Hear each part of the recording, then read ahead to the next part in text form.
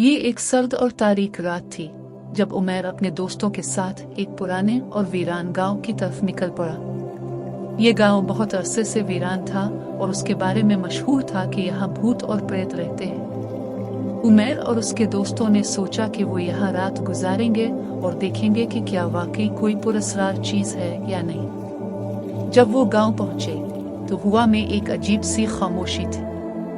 हर तरफ अंधेरा और सर्दी का आलम था। वो एक पुराने और टूटे हुए मकान में दाखिल हुए।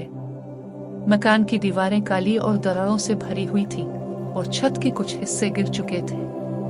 उमैर ने अपने दोस्तों के साथ मिलकर आग जलाई और बैठकर बातें करने लगे।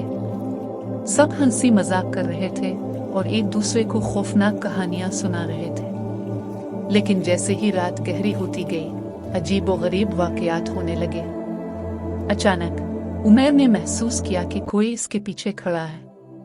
इसने मुड़कर देखा, लेकिन वहां कोई नहीं था। फिर उसने एक साया देखा जो तेजी से दीवार पर चमक रहा था और फिर गायब हो गया। इसके दोस्तों ने भी इसी तरह के अजीबोगरीब तजुर्बात का सामना किया।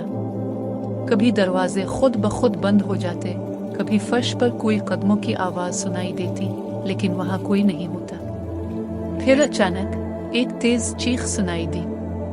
सब खौफजदा होकर उठे और बाहर की तरफ दौड़ने लगे।